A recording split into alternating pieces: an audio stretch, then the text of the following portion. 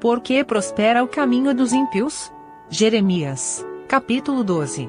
Comentário de Mário Persona. O ímpio reclama de Deus, o justo reclama para Deus. O ímpio fala para os outros mal de Deus.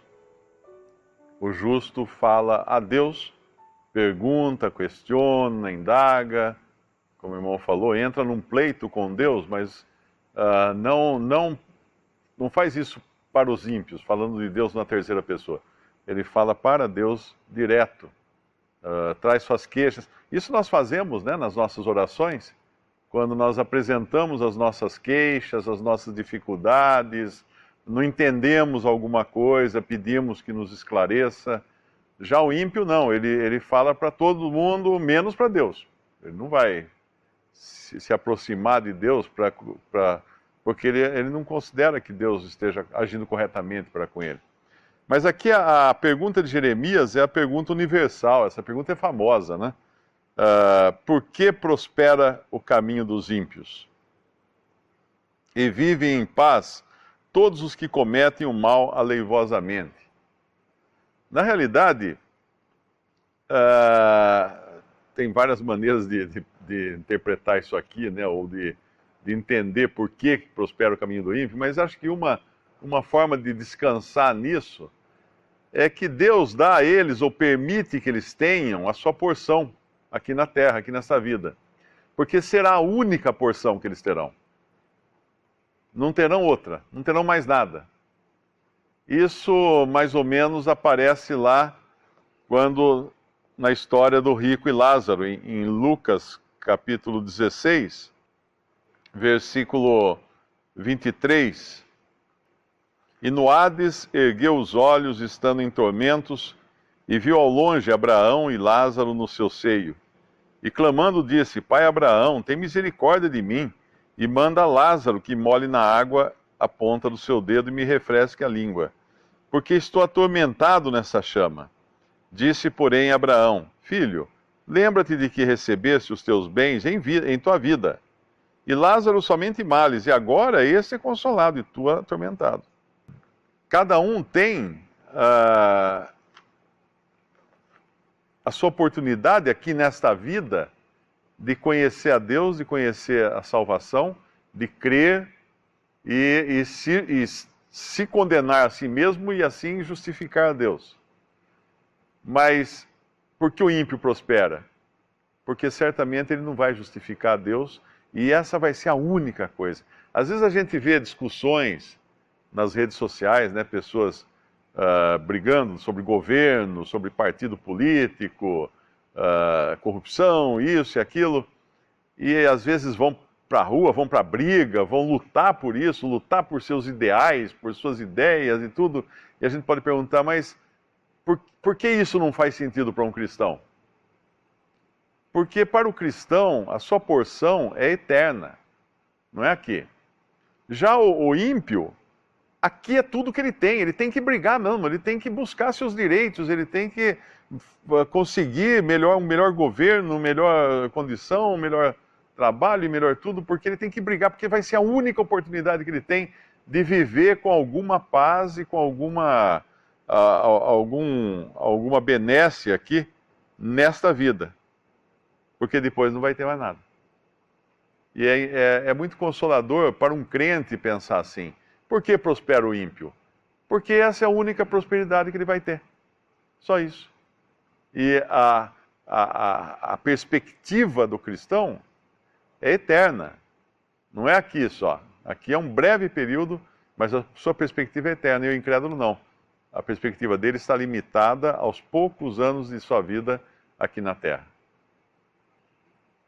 E é interessante, né, isso que o irmão estava falando, de pleitear com Deus, sempre reconhecendo a sua justiça, e nós entendermos com que Deus nós estamos pleiteando. Um Deus que até permite que os seus façam isso. Muitos ímpios, muitos incrédulos acusam Deus de ser um tirano, ou de ser muito cruel, ou de ser isso e aquilo, e não percebem a grandiosidade disso, de uma criatura poder se aproximar do seu Criador e indagar dele, pleitear com ele e questioná-lo até. Claro que sempre levando em consideração e justificando a Deus, mas na sua pequenez indagando de Deus. Porque, para que isso, né? Como o Batista falou, para que isso?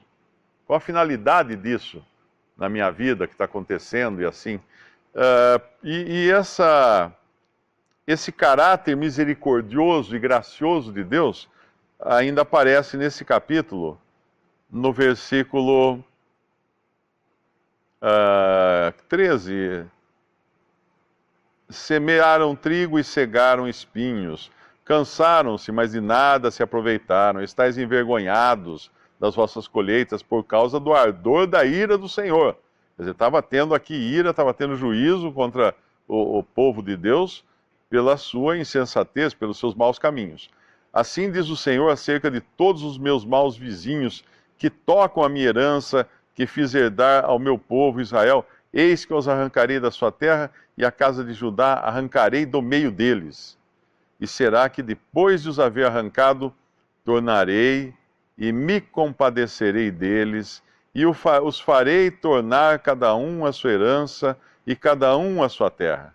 E será que se diligentemente aprenderem os caminhos do meu povo, jurando pelo meu nome, vive o Senhor, como ensinaram o meu povo a jurar por Baal, então edificar-se-ão no meio do meu povo. Na verdade, ele está falando aqui dos povos ímpios da terra, né, que estavam oprimindo o seu povo. Mas se não quiserem ouvir totalmente, arrancarei a tal nação e a farei perecer, diz o Senhor. Ou seja, Deus iria tratar com misericórdia até mesmo os povos gentios. E ele vai fazer isso. Quando a gente vai lá para o milênio, nós sabemos que não só Deus vai julgar o seu povo, Israel, primeiro Judá,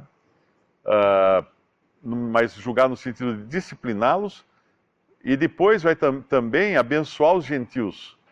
Uma coisa que era inconcebível no Antigo Testamento, que Deus poderia fazer tal coisa.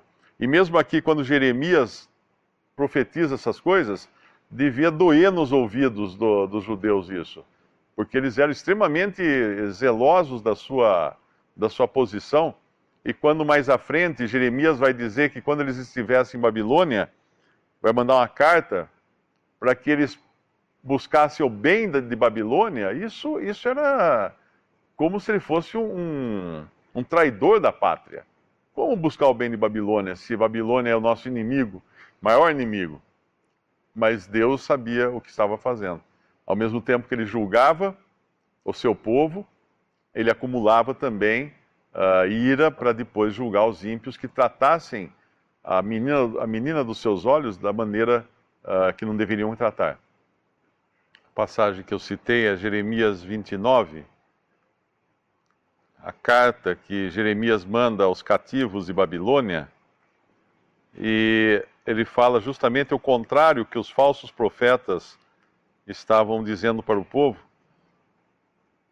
Ele fala no versículo 4, assim diz o Senhor, Jeremias 29, 4, Senhor dos exércitos, o Deus de Israel, a todos os que foram transportados, que eu fiz transportar de Jerusalém para a Babilônia. Não foi Babilônia que tirou eles de lá, foi Deus quem fez. Edificai casas, habitai-as, plantai jardins, comei o seu fruto, tomai mulheres, gerai filhos e filhas, tomai mulheres para vossos filhos, dai vossas filhas a maridos para que tenham filhos e filhas, multiplicai-vos ali e não vos diminuais. E procurai a paz da cidade, para onde eu vos fiz transportar. E orai por ela ao Senhor, porque na sua paz vós tereis paz. Porque assim diz o Senhor dos Exércitos de Israel, não vos engane os vossos profetas que estão no meio de vós. Porque eles estavam profetizando o contrário, que eles deviam se rebelar. E no versículo 10, aí vem a promessa, que era quando terminaria esse tempo de provação deles, que Deus tinha determinado. Porque assim diz o Senhor, certamente que passados 70 anos em Babilônia, vos visitarei, cumprirei sobre vós a minha boa palavra, tornando-vos a trazer a este lugar. Porque eu bem sei os pensamentos que penso de vós, diz o Senhor, pensamentos de paz e não de mal, para vos dar o fim que esperais. Então me invocareis e ireis e orareis a mim, e eu vos ouvirei. E buscar-me-eis e me achareis, quando me buscardes de todo o vosso coração. Olha que passagem linda essa.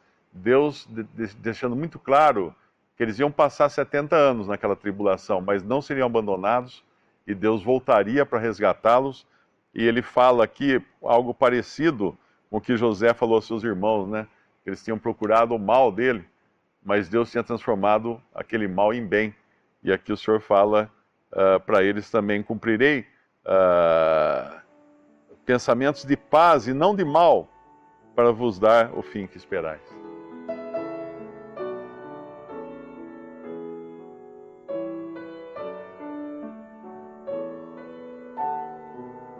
Visite Respondi.com.br. Visite também 3minutos.net.